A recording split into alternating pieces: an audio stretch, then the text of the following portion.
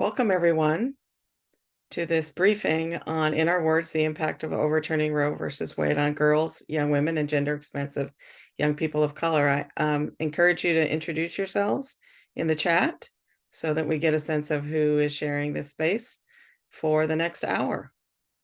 Let me tell you first a little bit about Justice+Joy National Collaborative. We are a national intergenerational gender and racial justice advocacy organization, and we advance social, economic, and political justice with and for girls, young women, and gender-expansive young people of color. I think you can take the next slide. We already welcomed, so let's keep going. We already talked about this too, Justice+Joy. So I want to say a few more words about Justice+Joy, and then we'll move to have our presenters introduce themselves. So Justice+Joy was formerly known as National Crittenton in June. We launched a name change to Justice+Joy.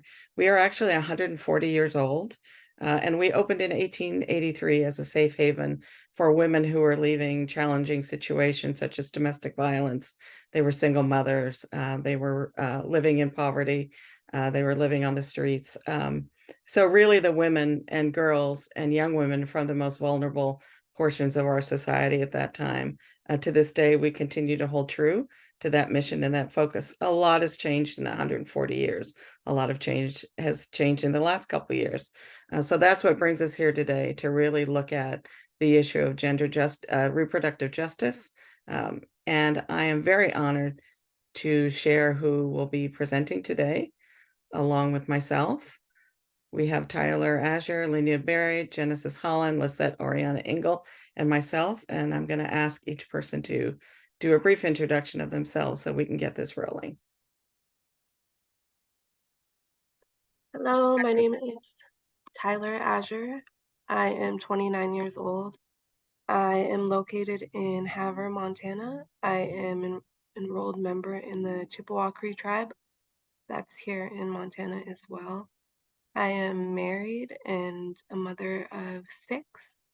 I'd like to speak a little bit on why reproductive freedom touches so many aspects of my life and why it's so important to me. As I mentioned, I'm a mother of 6. 3 of those are biological. I have 1 stepson, and I raised my 2 sisters, whom I got through Child Protective Services. My husband and I have previously talked about bringing 1 more life into this world. We love all of our kids. We love babies. But when it comes to the state of the world and how reproductive health is hanging by a thread right now, it's super discouraging. I've had 2 previous miscarriages and even an abortion at a low time in my life. And that was a decision that me and my husband had came to together. And the thought of happening, like a miscarriage happening again in the future, if Montana doesn't uphold the Armstrong decision, is terrifying. And, you know, it's a thought like, would that be used against me? Is that something I would need to worry about? So that's just a little about me, and I will pass it on to Lenita. Good morning, everyone. My name is Lenita Berry. I'm 23 years old. I live in North Carolina, and I grew up in the foster care system and had my baby girl, Violet, at the age of 12, 2 months before my 13th birthday. And reproductive health as well as justice is very important to me because I know how it feels to grow up in a system that does not acknowledge my reproductive rights, which should really never be a practice that states or this nation really continue to do. And that is why I am here, and I will pass it on to Lisette.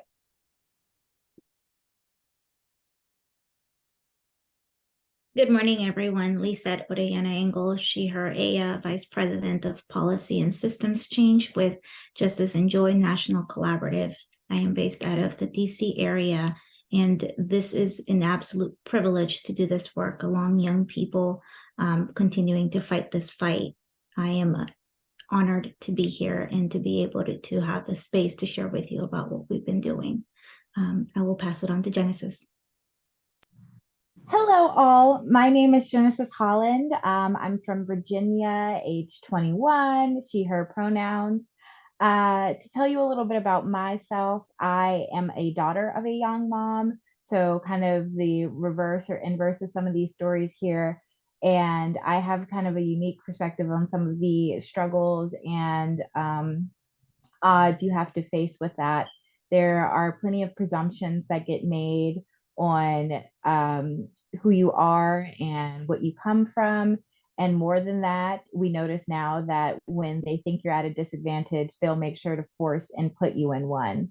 And I'm really impacted by these decisions that are being made, like so many of us on the screen today, because I often think to myself, my body is my own, but is it?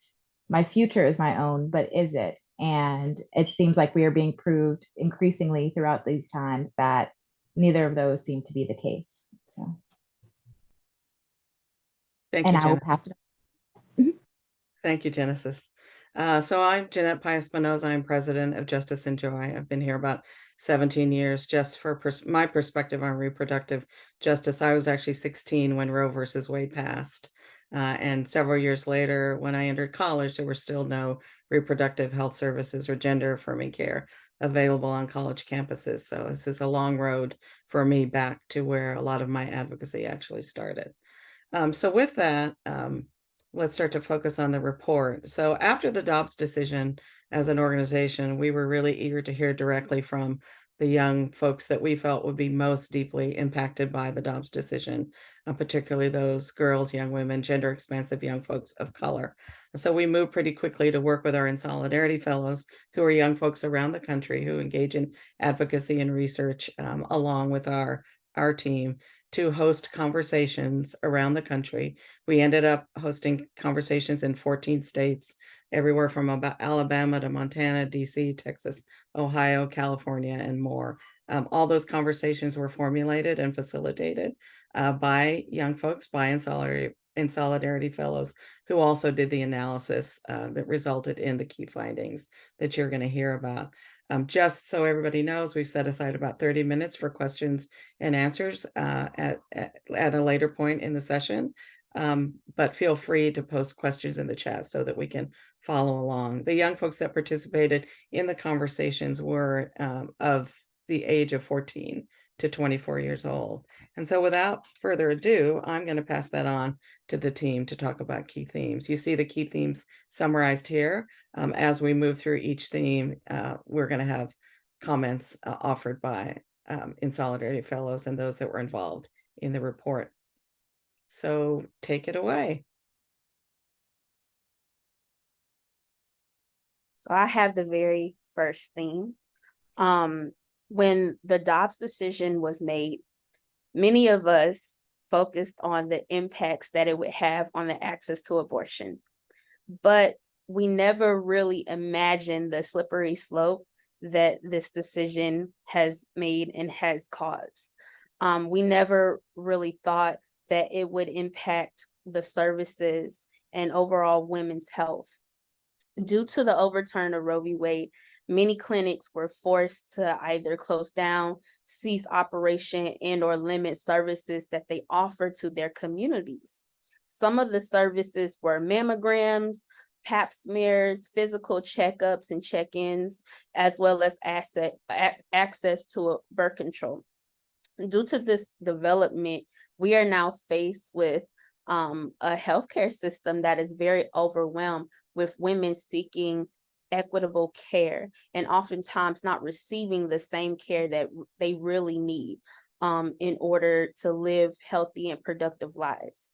And we're not just seeing a lot of women in need of access to healthcare, but we also should be thinking about the physicians, the medical staff that are being impacted as well. Excuse me. The impact that they have when it comes to this decision as well. Oftentimes they are now forced with making the difficult decision on whether or not they should obey the law or provide the best care for their patients.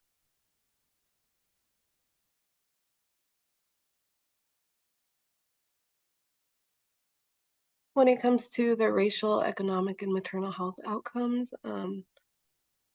it has always been disproportionately worse among Black and Indigenous people and in people of color. But race isn't the only factor that affects maternal disparities. People with lower incomes also have higher risks of maternal death, and so do rural and underserved areas. They have less access to care, and the overturning has only made this reality 10 times worse. Many studies have found that the states that have the tightest restrictions on abortion also have the highest rates of maternal and infant mortality. And like I stated, this will only get worse.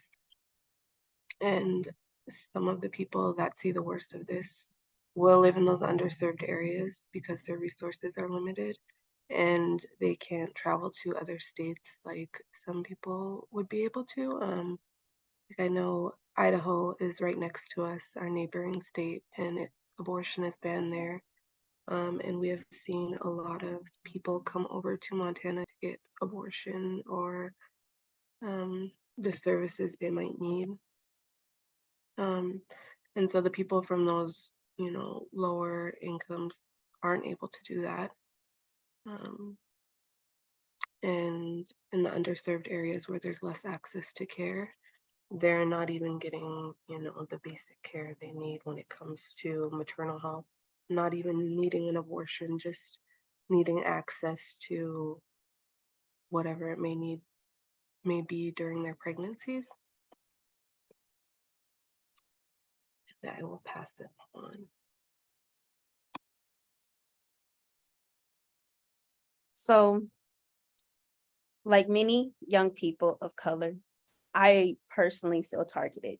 We as a group, we feel targeted by the news that happened, especially since in the United States, there is a trend of maternal mortality rates increasing.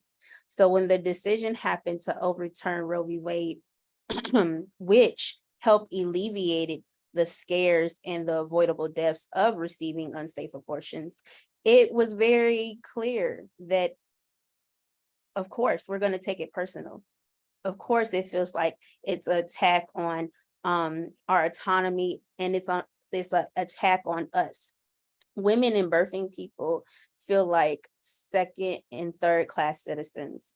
So living in this country and seeing the news, despite majority of us not wanting this to happen, it feels like we are in a constant state of being triggered, which has caused us to lose faith in our government, as well as our representatives that were elected to represent us.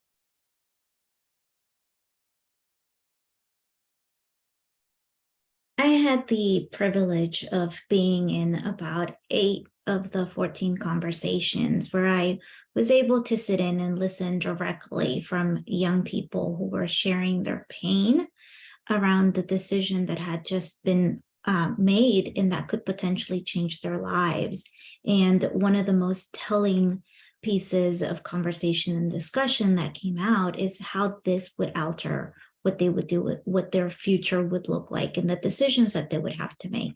As a mother of 2 Gen Zers, a 21 and 19-year-old, it really hit close to home, but to also hear young people that we work with and work for was extremely infuriating, but allowed us to see why this work is so important. Young people reported having to make decisions about what their family life would look like, whether or not they wanted to start families, where they would go to school, whether folks who were in California who were hoping to attend HBCUs would actually get to do that because those schools were located in states where their rights had been pretty much uplifted or banned. Folks in the DC area talked about what they were hearing from places that they were coming from, and how glad and relieved they felt, but also the pain of not being able to be back with their families or their friends who were facing significant amount of backlash.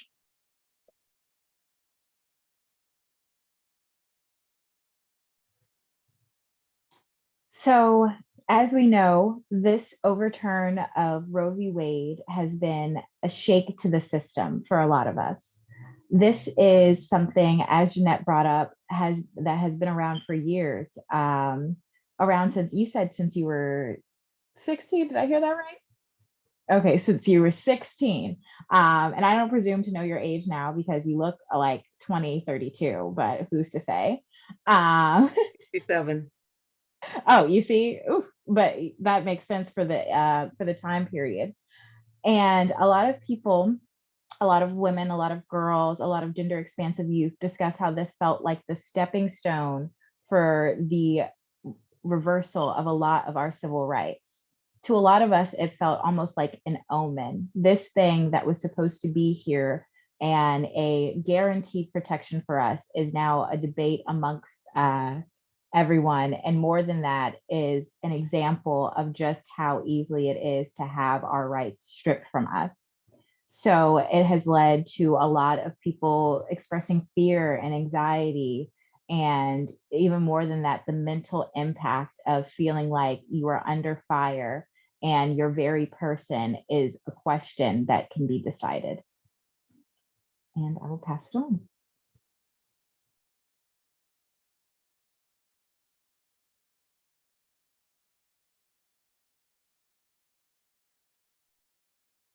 When it comes to mental health and the well-being of women everywhere, when it comes to our bodily autonomy, I think that the growing evidence that links lack of abortion access to negative mental health outcomes is pretty excessive.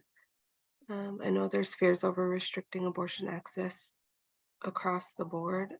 There's an estimated 61% of adults in the US who support abortion rights in all or most circumstances, which is pretty high. And the fact that it's over 50% and we still had our rights taken away is a scary thought. Because it's not only the government taking away our bodily autonomy, it's our right to privacy.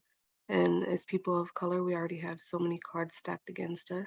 And so this is just another thing added to the deck of how do we overcome this? And receiving an abortion is already such an emotional time that we don't need the government in the exam room with us, telling us what to do, how to do it. And I just think that when it comes to our mental health, we already struggle so much with it, and having something else, to worry about when it comes to self is kind of discouraging. And I will pass it on.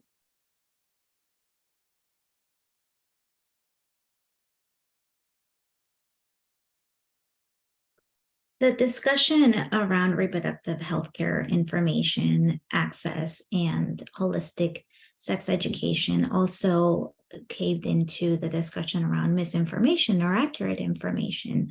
We had young people from Massachusetts talk about the fact that comprehensive sexual education isn't required in all states or in all schools, and therefore people aren't getting the information that they need and are faced to make decisions that could potentially alter their lives. But those options have been taken away, and there was a huge sense of frustration around that. There was also this sense of anger and fear around the criminalization and surveillance, because if young people now wanted to look for information around their sexual health, their reproductive health, or any options that they might have to seek, that they were being watched, and it completely changed who they trusted and how they went about asking for those services. So it became a discussion around what the schools are doing, what the communities are doing, what states are doing, and how the federal government all had a play in all these changes that completely uprooted how they've grown up.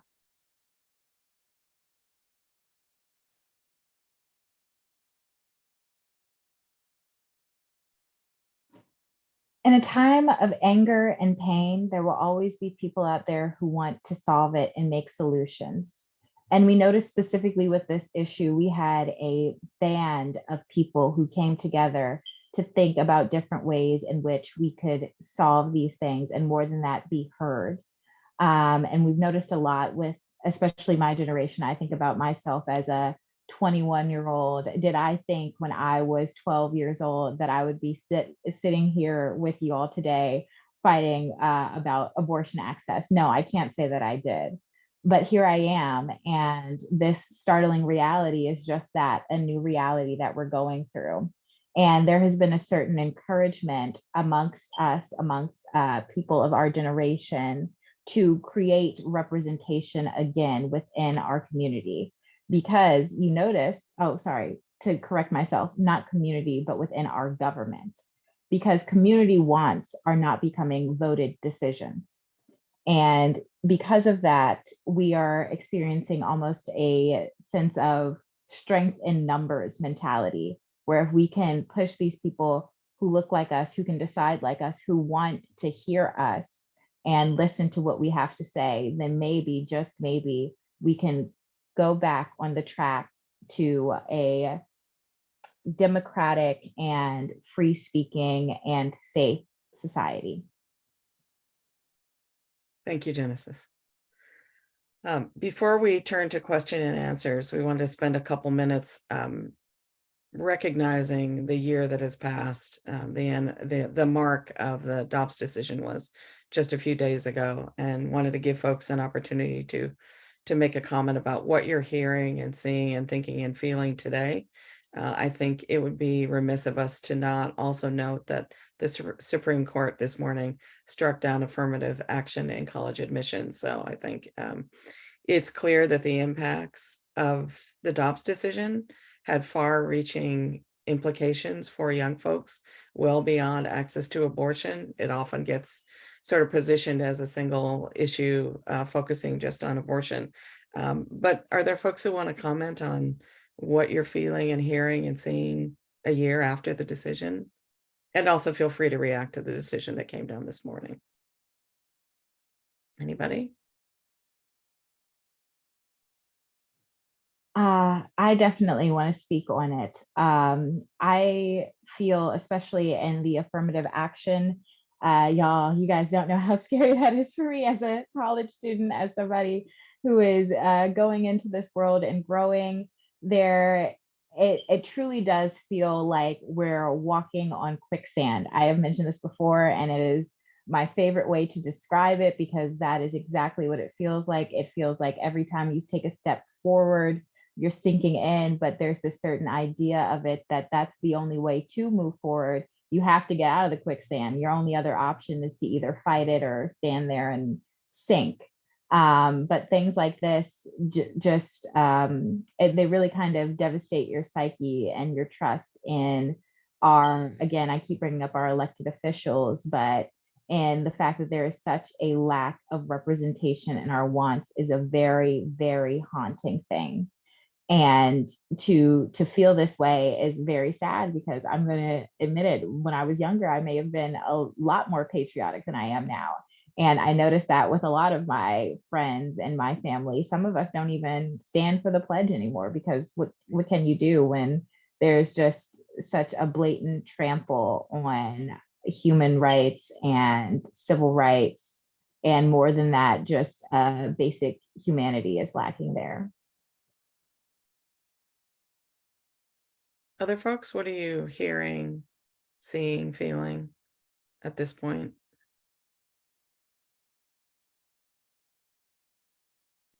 One of the continued conversations that was relevant when we were holding these discussions in small groups, and has kind of continued throughout this year, is the continued impact of mental health this decision has had on young people, and especially on girls. We know that a little bit over a year ago, the Surgeon General declared that there was a mental health crisis in young people, and that it impacted girls and girls of color much more than any other group. And decisions like this, decisions like the ones today, continue to just enhance and compound on the mental state of young people. And as a parent and as somebody that has the great privilege of working with young people here at Justice and Joy, it is one of our priorities to ensure that not only are we creating the space for young people to continue to voice how they're feeling, but also to provide a platform for them to tell us how we need to go about creating change and what policies we need to identify, address, and push for. And we need the support of everyone here, of all the adults, to create way for young people to really lead us into what exactly they need and not pretend like we know. And so I am sure that we will continue to hear how today's decision, how the anniversary of Roe v. Wade, and how continued states are continuing to even impose on trans rights have just compounded their emotional state. So I have a lot of thoughts. I'm gonna try and compile it down and articulate as best as I can, because I'm really passionate about this. When the decision happened, we saw so many states immediately push extreme bans and legislation. But in North Carolina, our governor, Roy Cooper, signed an executive order to make sure that North Carolinians had access to abortion, as well as so many other people in nearby states. But now on July 1st, which is literally in 2 days, North Carolina will be another state that has a very restrictive abortion ban. When thinking about the young people, even now, who are still receiving services until the law goes into effect, they are faced with so much shame that from others who really don't understand that they're just simply exercising their right of choice, their right of freedom, which brings on another level of trauma, and trauma that people are still being shamed for. And it's really, truly upsetting. It is, because we have the right, but yet, even though we live in the United States and it's supposed to be a separation of church and state, and we are supposed to have the American dream, this is not the American dream. It feels like we're forced to conform to someone else's dream. I have 2 more things that I want to say. Something else that I've been noticing is a trend that a lot of organizations, they want to hear from women. They want to hear the stories. They want to hear the impacts. But I personally feel like that's the problem. We should be doing more than hearing. We need to listen to women, not just women, but young women, young birthing people. We need to listen and really co-create change with them. And the reason why I said that it feels like we are somewhat being heard is because even now, if you listen to the rhetoric that the media uses, certain reports use, and even commercials, you can hear the same stereotypical political jargon and talking points that was used in the 60s and 70s. But we live in 2023, and now is the time to, like I said, really co-create change with young people, because they have stories, they have their passion, and for people who will never walk in their shoes, they might read their stories, but people actually live it every single day. In reference to affirmative action, it just reminds me of how there is an attack on equity. Things that have been put in place to make life more equitable for Black and brown people, that is being stripped away. Even a year ago, I think it was Justice Clarence Thomas who said that Roe v. Wade was the beginning. And now a year later, we have affirmative action. So it's just really upsetting. And the last point that I want to make is, it also reminds me of the July 5th Frederick Douglass speech, when he said, he talks about the duality of America, how some people, July 4th means freedom, while for others, it's the reminder that we are not free. We live in this nation, and we're supposed to have rights. We're supposed to have the pursuit of happiness and being entitled to that. But that is not our reality. Thank you, Lenita. I just want to say a few words before I move us on to questions and answers. I feel like I actually feel quite emotional this morning, and I don't know if it's a combination of Dobbs and affirmative action. As someone who probably got into college because of affirmative action myself and was a practitioner for some time. And I feel like the fears that were expressed during the conversations about the coming onslaught of loss of liberty and freedom and choice is coming true. And as someone who is older, you know, this is not the world I had hoped to leave to you and to my children. So I really just hope everyone can really double down and figure out, what can I do? What can you do? How can we make a difference? I heard a lot of conversation about how Dobbs is going to be a big factor in the upcoming elections, and yet I don't hear anyone talking about younger folks as being a force to impact that. Less than 50% of the time do I ever hear anyone talking about Gen Z. And then on the other hand, I also hear young folks saying, I'm not going to vote. Why? Why should I vote? My vote doesn't count. Look at what's happening to the world. So how do we bridge that gap so that we can get to a place? And I hope everyone who's listening, funders and decision makers and activists, that these series of decisions really is about the heart of our democracy.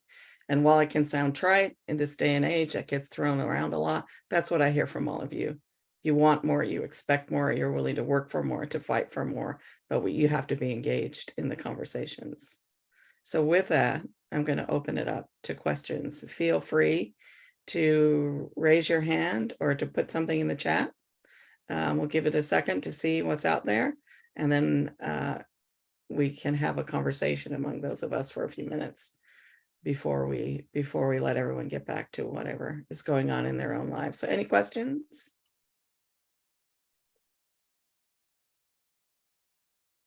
Well, let me ask a question then. When you think back on the conversations, and if you weren't in the conversations, if you just think about what you've heard in your sort of peer groups, what are the stories that really resonate with you as you think about where we were a year ago and where we are today? What comes to top of mind? I know some of you have talked about some of that, but what comes up? What's the first thing that pops into your head?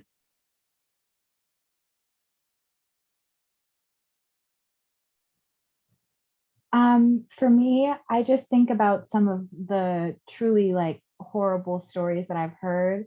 In this day and age, social media is very prevalent on how we communicate and how we discuss things. And there are some people out there who are more comfortable discussing some of these kind of impacts that they're facing. And a lot of the time, they're the ones that you may hear on the news too, about these people who this overturn of the decision was a single-minded focus to reverse our rights. And in it, they didn't think about the human aspect at all, which is, of course, very concerning, because there is so much that happens in humanity and society that could result in you wanting to abort a pregnancy, that could result in you wanting to do certain reproductive acts. And one of the most prevalent ones is cases of rape and incest. And I think it's truly horrifying that in these cases, even when you hear things like this, there are these states with these strict laws as if they don't even care about these things. What about minors who want to abort their pregnancy? I was lucky enough to have a mother who decided that even young that she wanted to have me. But if for some reason she decided that she didn't, I would have had to accept that because it was her body. And our bodies are being treated right now more like they're not attached to a soul or a beating heart, but an object that can be fought over. So we have a question that's come in. So what are some ways that adults can support young folks in your lives? What would you suggest and offer?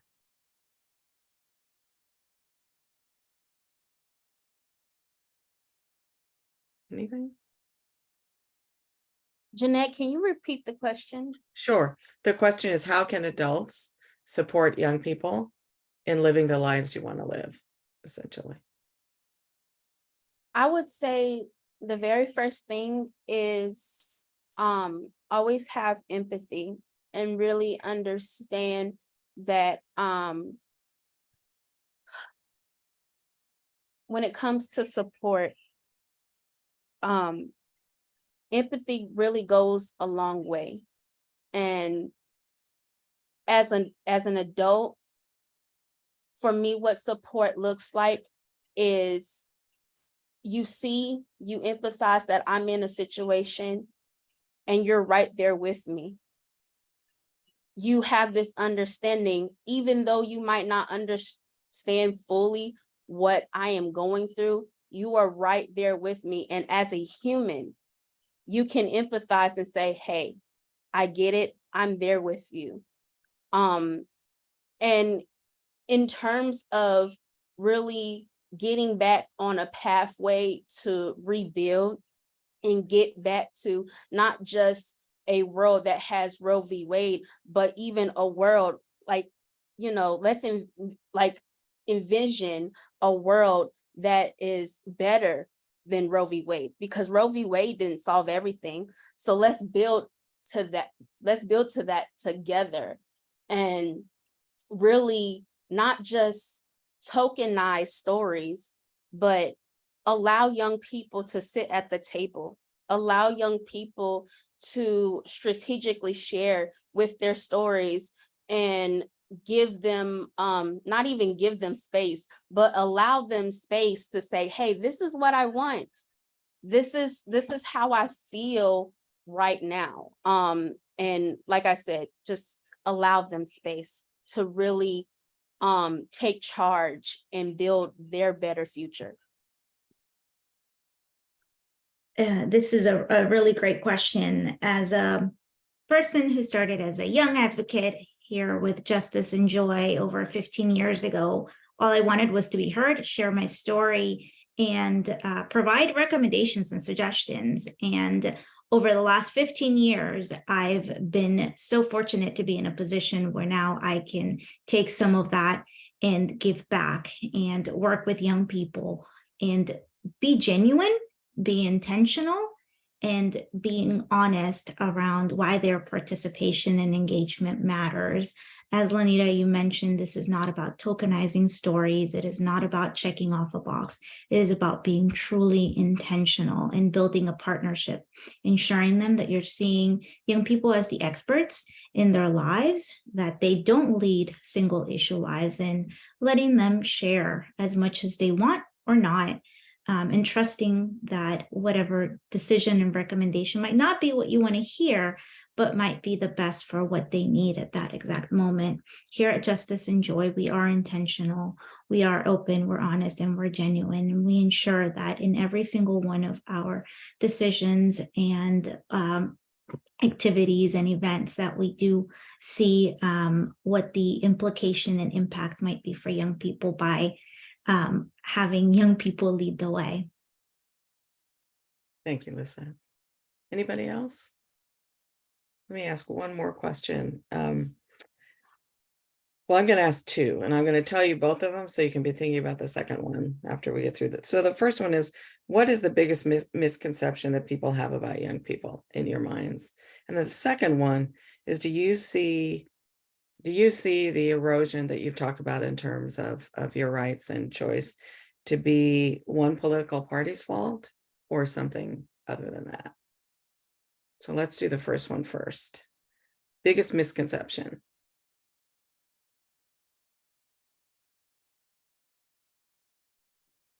For me, they kind of come hand in hand. As we mentioned earlier, a point that we keep saying voting this and voting that. There's a misconception out there, I think, that my generation doesn't want to vote. That is kind of not really true. One thing that I notice, honestly, is that a lot of us are even more strict about going to vote because I know for me, class of 2020, the first thing that happened in 2016 with that election was a lot of people talking about how they were just so sure of the election one way or another that it made them decide not to vote. And then they were very shocked by the outcomes, and raised from that to the 2020 election, which was a very polarizing one.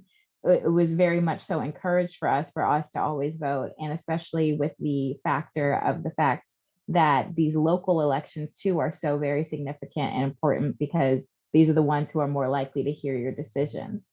Now, with all that being said, we vote, but we don't have faith in the voting system.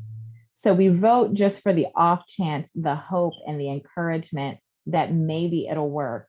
And there are some of us out there who have become fatigued by that. There's actually a trend called political 2020, which is, you notice that a lot of us were a lot more active and in the activism field in the 2020 area. And then now, in 2023, a lot of us have just become so kind of bombarded and worn out by always having to fight that it has caused some of us to fatigue. And there you go, you get the drop in voting, you get the idea of people being like, well, if I'm not going to be heard, then I'm not going to do it. But there's still a good number of us out there who are doing the opposite and more encouraged to vote, more encouraged. We're noticing more younger political figures coming out here, and seeing things like that can be very encouraging. And to finish it off with the other point, I don't believe that it is a bipartisan issue anymore. Or I think at all in my young adult days, I have become very disenchanted with the idea of bipartisanship. There's always going to be something in each factor that is sort of for a certain person or a certain thing. The only thing that should never be split amongst the board is human rights. And that is my resentment of the whole quote unquote bipartisanship, because there are plenty of people out there who are just not listening to the community that voted for them. Thank you, Genesis. Anybody else? I think a misconception that people might have of young people is we don't care about political issues, or we don't care about what goes on in our current climate. And I think the issue there is it's boiled down to language. Like, for example, if you say our unemployment numbers are as high as it's ever been, versus, hey, we're not going to have a lot of jobs for people to really fulfill those positions, young people are going to be more susceptible to the second statement, because language does matter. We, at the end of the day, we care about things that is going to directly impact us, but I feel like there is some intentionality when it comes to language. There is some intentionality when it comes to the verbiage, even within the bans that a lot of states have put in their legislation, which has really caused like an uproar of confusion as well as misinformation. And that really gets me back to my point and why it's so important when we are co-creating change with young people, not only going over what type of language is important, but again, allowing the space to empathetically have conversations, ask those introspective questions, and really allow people to say, hey, these are my thoughts, instead of automatically assuming, oh, you're young, you don't know anything. Thank you, Lenita. Anybody else? Any more questions? Go ahead. I was going to close with something that I kept hearing throughout the conversations, and it was this theme of being unapologetic, and how young people felt that adults categorized them as angry or disrespectful because they were looking and fighting and demanding for the one thing that they actually deserved, and that they were entitled to. And so hearing that they were unapologetically moving to demand respect, equity, their rights has been extremely powerful, and it's a huge misconception of that many adults make, and they want to be given that space, that they're ready to do the work. Thank you, Ms. Ann. So I hope it's been clear that what we've been talking about is a much bigger fight for health and safety, autonomy, particularly for young people and people of color in this country. I want to thank the panelists who came today to share their thoughts and their stories and their experiences and their wisdom with us. I think we truly believe that you are the future. And I have to say that despite all the barriers that you face, the systemic oppression, legal consequences, that your resilience and your commitment to fighting for your rights is what inspires all of us to keep pushing forward. Thank everyone for joining today. We'll send you a recording with highlights. If you want to speak with any of our panelists, just email us at inbox@justiceandjoynatl.org, and someone is going to post that in the chat. Stay connected to our organization for future research and insights. To interview the inspirational people that are part of our national network, just get in touch. We want to be your partners and resource in elevating the voices of girls, young women, particularly young moms, and gender-expansive young people of color. And thank you very much. Have a wonderful weekend.